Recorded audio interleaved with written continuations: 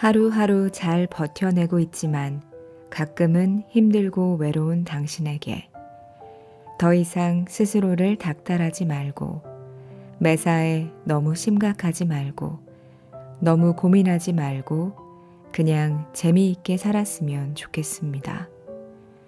지금껏 열심히 살아온 당신은 충분히 즐겁게 살 자격이 있으니까요.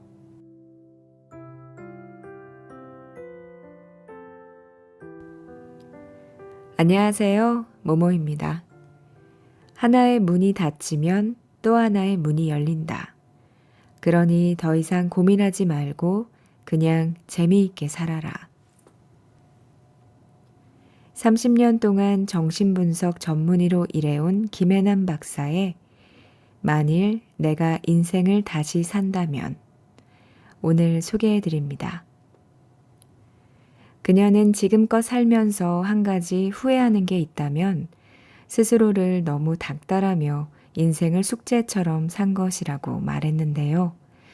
의사로, 엄마로, 아내로, 며느리로, 딸로 살면서 늘 의무와 책임감에 치여서 어떻게든 그 모든 역할을 다 잘해내려고 애를 썼다고 합니다. 우리가 다 그렇죠. 그러다 보니 정작 누려야 할 자신의 삶의 즐거움들을 놓쳐버렸다는 건데요. 그러다가 22년 전 43살에 파킨슨병 진단을 받으면서 비로소 깨닫습니다. 자신이 없으면 집안도 병원도 제대로 안 굴러갈 것 같았는데 세상은 너무나 멀쩡히 잘 굴러갔다고. 그제야 그녀는 자신의 곁을 지켜주는 사람들을 다시 보게 됐고 놓쳐서는 안 될 소중한 것들이 무엇인지 돌아보게 됐다고 합니다. 그래서 이런 글들을 통해서 벌써 40이 되어버린 후회 없는 인생을 살고 싶은 사람들에게 이야기를 해주고 싶었다고 하네요. 그럼 김혜남 작가의 만일 내가 인생을 다시 산다면 몇 챕터 들려드립니다. 평안한 시간 함께 하세요. 원하는 삶을 산다는 것의 진짜 의미. 이 지구상에는 명령받는 것을 아주 싫어하는 동물이 두 종류가 있다. 하나는 청개구리이고 다른 하나는 우리 인간이다.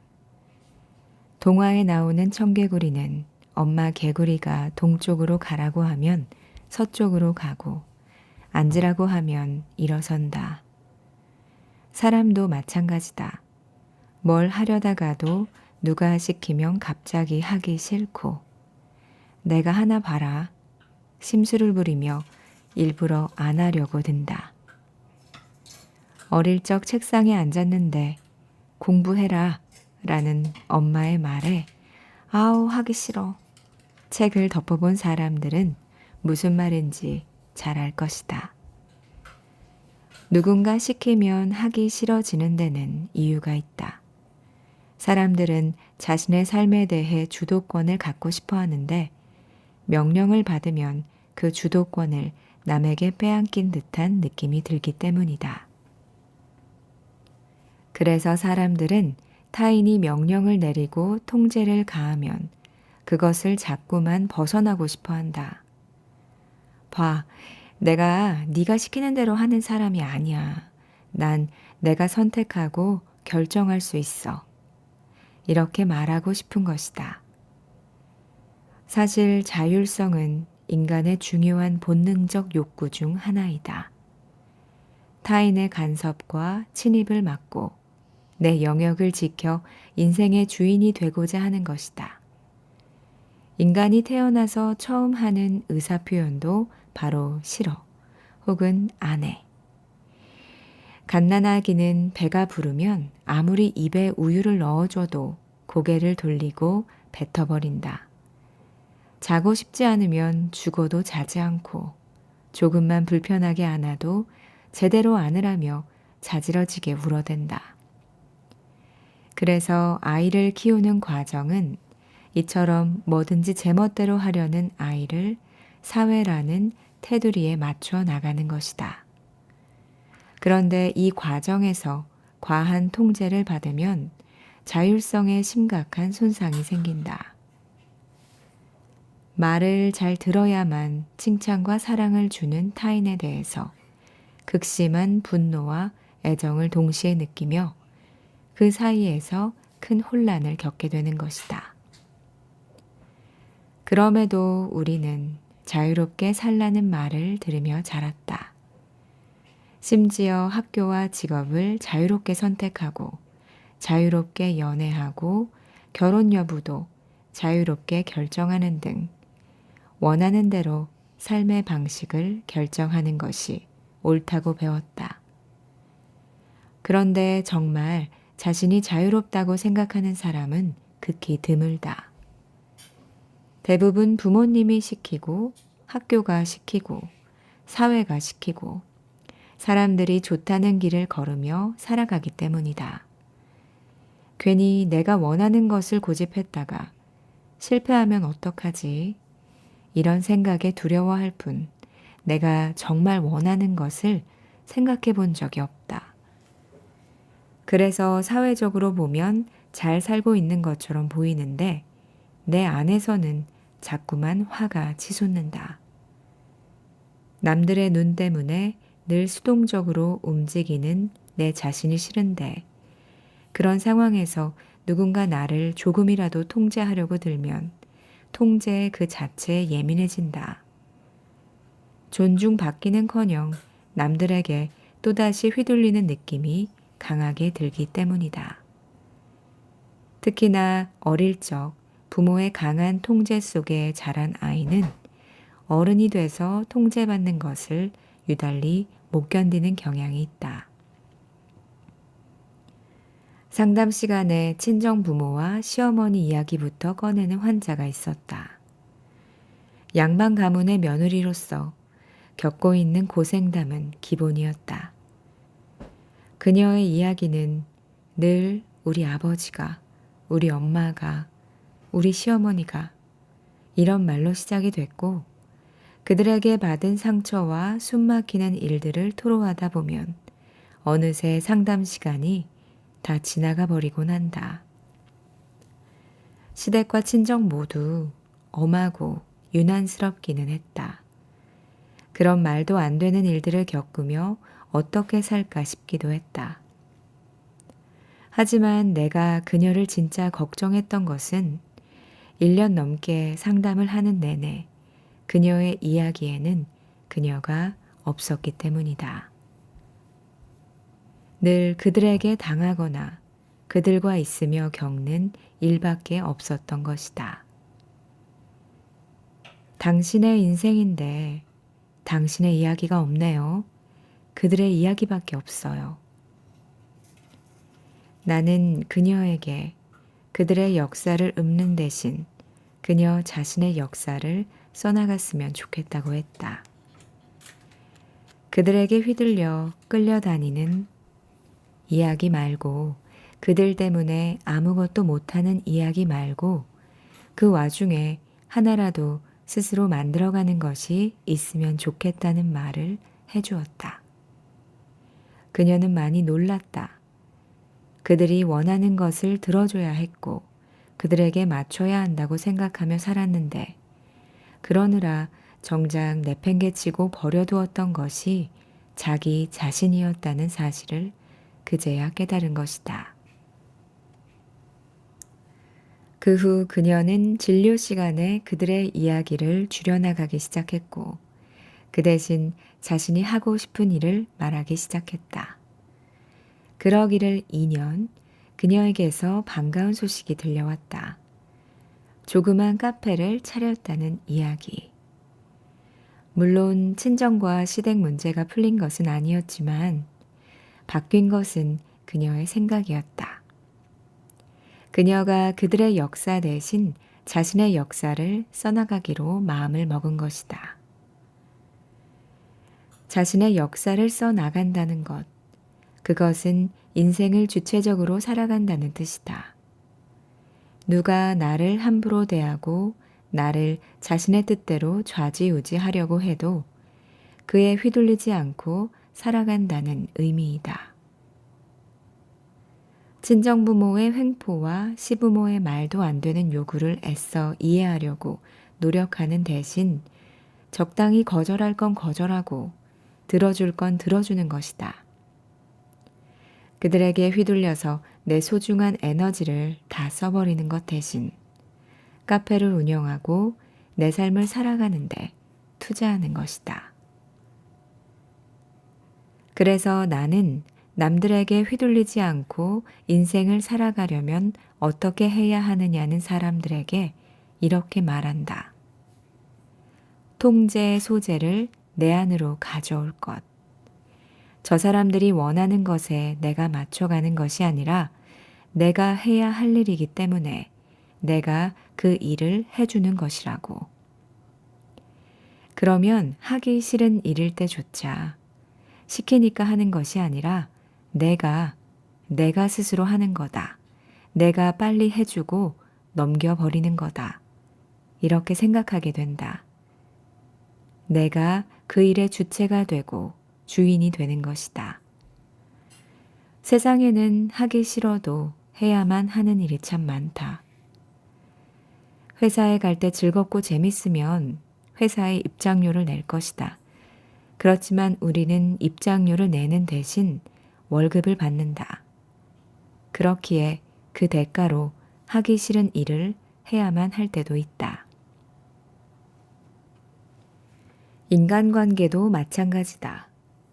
꼴도 보기 싫은 사람이 있는데 내가 그에게 맞춰줘야 하는 상황이 되면 누구나 스스로를 비굴하고 초라하게 느낀다. 그런데 그럴 때도 그 사람이 원해서 웃는 게 아니라 내가 이 상황을 원만하게 넘기기 위해서 웃어주자. 이렇게 마음먹어 보라. 어떤 상황에서든 주체를 나 자신으로 가져오라는 말이다. 그 어떤 억울한 일을 당했더라도 그것을 해결해야 할 사람은 바로 나다. 부모도 가족도 배우자도 해결해 주지 못한다. 그러므로 남 탓하기 전에 문제를 해결할 사람이 나밖에 없다는 사실부터 받아들일 필요가 있다. 그래야 남의 역사가 아닌 내 역사를 써나갈 수 있고 내 인생을 살 수 있다. 하기 싫은 일과 하고 싶은 일, 꼴보기 싫은 사람과 오래도록 같이 하고 싶은 사람 사이에서 생기고 있는 수많은 일들을 주체적으로 해결하고 조율하며 살아가는 것. 그것이야말로 진짜 어른의 삶이 아닐까. 해봤자 안 될 게 뻔하다는 말부터 멈출 것. 옛날 시골 마을에서는 어느 집 자식이 명문대를 들어가거나 사법고시에 붙으면 동네 어귀에 큰 플랜카드가 걸리고 잔치가 벌어졌다. 개천에서 용났다며 모두들 축하해주는 자리를 마련한 것이다. 하지만 지금은 개천에서 용이 나지 않는다. 요즘은 명문대에 들어가는 조건이 할아버지의 경제력, 아빠의 무관심, 엄마의 정보력이란다. 아빠만 벌어서는 사교육비 감당이 안 되니 원래 부자인 할아버지가 필요하고 엄마는 입시 정보의 달인이 되어야 한다는 말이다. 빈익부 부익부 현상은 더욱 심해져서 아무리 노력해도 빈부격차를 좁히기 힘들고 어떤 집에서 태어났느냐에 따라 이미 그 사람의 미래가 결정되었다고 느낄 때 살날이 창창한 청년들은 절망할 수밖에 없다. 이렇듯 우리 사회를 지배하는 주된 정서는 집단적인 무력감이다. 무기력이란 에너지가 바닥나 아무것도 하지 못하는 상태를 말하며 자신에게 무슨 일이 일어나든 스스로의 힘으로 처지를 바꿀 수 없다고 생각하는 것을 말한다. 그런데 무력감은 생각보다 더 사람을 힘들게 한다. 성폭행을 당했거나 천재지변을 당한 이들을 가장 고통스럽게 하는 것은 그런 수치스럽고 무서운 상황에서 자신이 할 수 있는 것이라곤 아무것도 없었다는 사실, 즉 무력감이었다고 한다. 사업에 실패한 뒤 무기력의 늪에 빠져 이번 생은 망했다고 자기는 그냥 실패자일 뿐이라고 한탄하는 40대 남자가 있었다. 그는 내가 무슨 말을 해도 들으려 하지 않았다. 오히려 나를 째려보며 그래, 네가 무슨 말을 하나 보자. 이런 식의 태도로 일관했다. 그는 죽어라 이랬는데 그 결과가 참담한 것에 화가 많이 나 있었다. 그리고 결과를 돌이킬 수 없다는 사실에 절망하며 스스로를 포기해버린 상태였다. 그렇게 상담이 계속 제자리를 맴돌던 어느 날 나는 그에게 물었다. 만약 아들이 당신처럼 자라서 지금 당신의 위치에 서 있다면 뭐라고 말해주고 싶으세요? 입을 꾹 다물고 있던 그가 오랜만에 입을 열었다. 칭찬해주고 싶습니다. 열심히 살았다고. 아들한테는 그렇게 말해줄 거라면서 왜 정작 당신 자신에게는 그렇게 가혹한가요? 당신이야말로 지금껏 열심히 살아왔잖아요. 잘해오다가 잠시 일이 안 풀려서 어려운 것뿐인데. 나는 그에게 열심히 살아온 자신을 칭찬해 주라고 했다. 그리고 심신이 많이 지쳐있는 상태이니 그냥 좀 쉬어보라고 권유했다. 자신에게 너무 엄격해서 스스로에게 잘했다는 칭찬 한마디 없이 살아온 그는 그 뒤 충분히 쉬면서 자신을 독려했다. 그리고 더 이상 스스로를 실패자라고 명명하지 않았으며 몇 달 뒤에는 어떤 일을 하면 좋을지 고민 중이라고 했다. 상황은 바뀐 게 없지만 그는 마음가짐을 바꿈으로써 무기력증에서 탈출할 수 있었고 또 다른 인생을 꿈꾸기 시작했다. 내가 무엇보다 기뻤던 건 그가 해봤자 안 될 게 뻔하다 이런 말을 멈춘 것이다. 무기력한 사람들은 아무것도 안 하면서 외부 상황이 바뀌기만을 바란다. 상황이 확 변해서 무언가 할 수 있게 되기를 바라는 것이다. 하지만 아무도 상황을 바꿔주지 않는다. 그렇다고 내가 뭔가를 바꿀 수 있을까? 계란으로 바위 치는 것처럼 헛수고하는 건 아닐까? 맞다. 변하는 게 없을 수도 있다. 그런데 분명한 것은 한 발짝이라도 움직이면 적어도 지금 무기력하게 서 있는 그곳은 탈출할 수 있고 가능성이 보이는 또 다른 곳에 닿게 된다는 것이다. 그리고 어차피 사람은 살아가게 되어 있다. 언니가 죽고 나서 나는 살면서 다시는 웃을 일이 없을 거라고 생각했지만 몇 년이 지나고 나서 웃음을 되찾았다. 그렇다면 우리에게 남은 것은 어떻게 살 것인가? 이에 대한 답이다. 유대인으로 아우슈비츠 수용소에서 살아남은 정신의학자 빅터 프랭클은 가진 것을 모두 빼앗기고 최악의 상황에 놓인다고 해도 우리에게 절대 빼앗길 수 없는 한 가지가 있다고 했다. 그것은 그 상황을 어떻게 받아들일까에 대한 우리 자신의 선택권이다. 즉, 아무것도 할 수 없는 상황이라고 해도 우리에게는 선택권이 있다. 무기력하게 누워서 천장만 보고 살 건지, 일단 밖에 나가 할 일을 찾아볼 건지 선택할 권리가 있다는 말이다. 막상 밖에 나가보면 할 수 있는 일은 우리의 생각보다 많다. 설령 가진 게 아무것도 없다 해도 아이가 넘어져 있으면 일으켜 세울 수 있고 길을 헤매는 사람이 있으면 길을 가르쳐 줄 수도 있다. 인생은 우리 뜻대로 흘러가기도 하지만 때론 우리가 원하지 않는 방향으로 흘러가기도 한다. 그 사실은 우리를 슬프게 하지만 그렇다고 할 수 있는 일이 없는 것은 아니다. 다시 인생의 길을 잡고 전진하다 보면 작은 결실이라도 반드시 맺는 때가 온다. 비록 그것이 내가 애초에 바라던 것은 아니었을지라도 나쁜 일이 꼭 나쁜 일이라는 법도 없다. 나쁜 일이 나중에 보면 더 좋은 결과를 만들어낼 때도 종종 있다. 그러니 노력의 결과가 당장 보이지 않는다고 실망하거나 슬퍼하지 않았으면 좋겠다.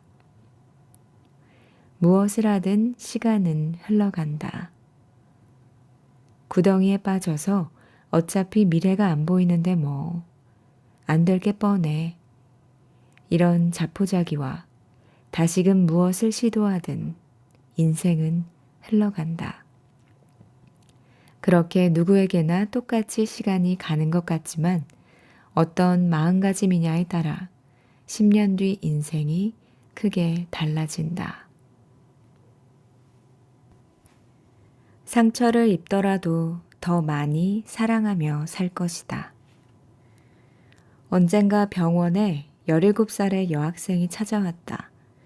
그녀는 학교도 안 가고 친구도 만나지 않고 집 밖에도 나가지 않고 심지어 밥도 잘 챙겨 먹지 않았다. 엄마 손에 이끌려 억지로 진료실 의자에 앉은 그녀는 멍하니 허공만 응시할 뿐이었다. 뭘 물어봐도 묵묵부답으로 일관하던 그녀가 입을 연 것은 몇 달이 지나서였다. 선생님, 사람이 왜 살아야 하죠? 열심히 공부하고 좋은 직장 가져서 뭐해요? 결혼해서 애 낳으면 또 뭐하고요? 그래봤자 어차피 다 죽잖아요. 맞다. 인간은 죽는다. 게다가 광대한 우주와 아득한 시간 속에서 바라보면 살다 간 발자국 하나 제대로 남기지 못하는 게 바로 인간이다. 그럼에도 불구하고 사람들은 살아간다. 유한한 삶에도 불변의 가치와 무한한 의미가 있다고 믿으면서 그것을 이해하고 지키고 후대에 남기려고 노력하면서 살아간다. 그러고 보면 산다는 것 자체가 기적이다. 죽음이라는 숙명 앞에서 허무주의에 빠지지 않고 살아가니 말이다.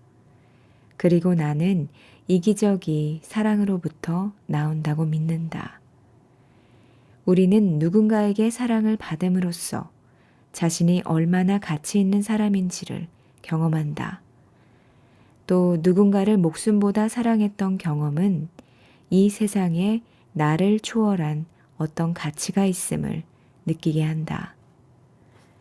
뿐만 아니라 사랑에 빠졌을 때의 합치감과 시간이 정지된 듯한 느낌은 우리의 한시적인 인생에도 영원성이 있음을 깨닫게 한다. 즉, 유한한 삶에서 무한한 가치를 체험하게 하는 것. 그것이 바로 사랑이다. 하지만 그녀는 내 말을 믿지 못하겠다는 듯 말했다. 그래봐야 뭐하냐고. 어차피 죽을 텐데 사랑 때문에 죽음이 더 고통스러울 뿐이라고. 차라리 사랑도 모른 채 생을 마감하는 편이 훨씬 더 편할 거라고. 나는 삶의 의미를 찾아 헤매는 그녀에게 대답 대신 소설책 하나를 권했다. 시한부 인생을 살아가는 17 소녀와 소년의 사랑을 그린 잘못은 우리 별에 있어였다. 소설의 내용은 이러하다. 여주인공 헤이즐은 17살의 갑상선암 말기 환자. 암이 폐에까지 전이돼서 죽음 직전까지 갔지만 다행히 신약이 있어서 여분의 삶을 얻었다. 하지만 그녀는 언제 죽을지 모르기에 자신의 삶을 마치 언제 터질지 모르는 수류탄 같다고 말했다. 그녀의 목표는 하나, 가능한 한 남은 사람들에게 상처를 주지 않고 이 세상을 떠나는 것이다. 하지만 그런 그녀에게도 운명처럼 사랑이 다가온다. 환우들의 모임에서 매력적인 어거스터스를 만난 것. 그는 암으로 오른쪽 다리를 절단해야 했던 아픔을 갖고 있다.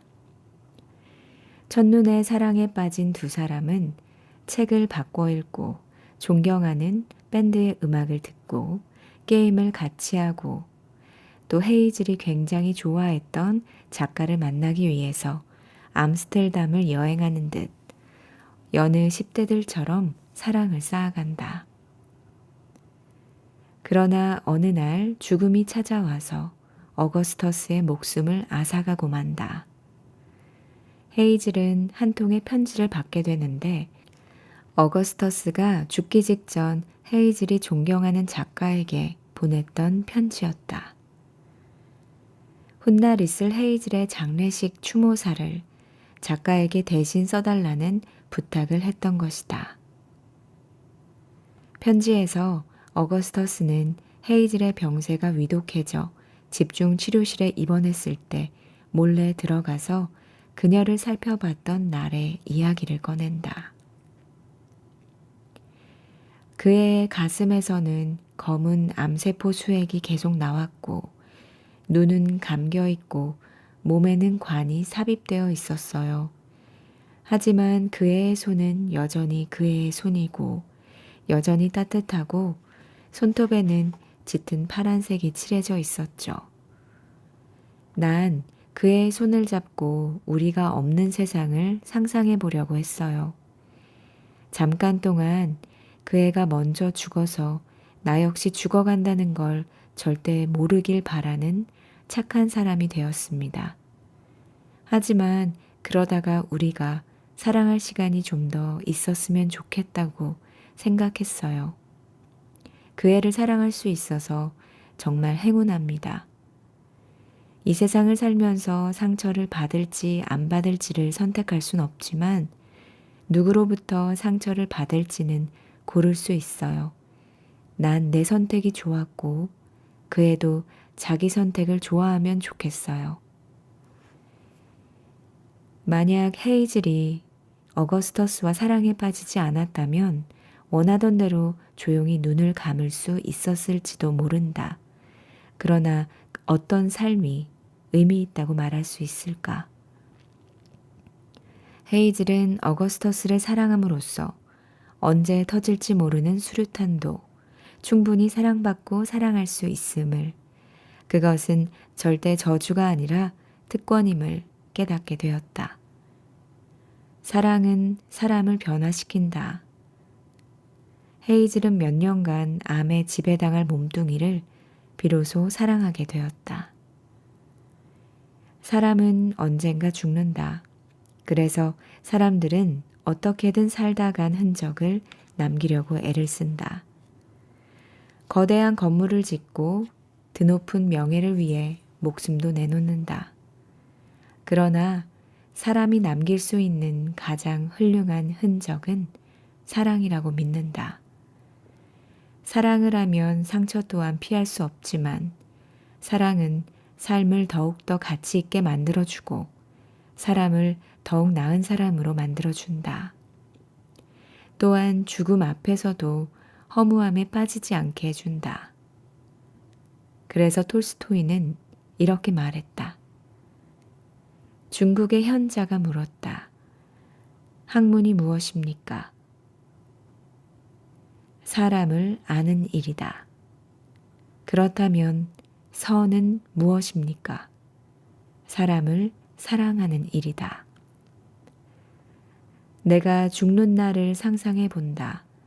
내 옆에서 두려움에 벌벌 떠는 나의 손을 꼭 잡아주고 사랑한다고 속삭여줄 사람이 있다면, 그리고 내가 사랑한다고 말해줄 수 있는 사람이 있다면, 그럴 수 있다면 그것은 내가 생에서 누려야 할 사랑을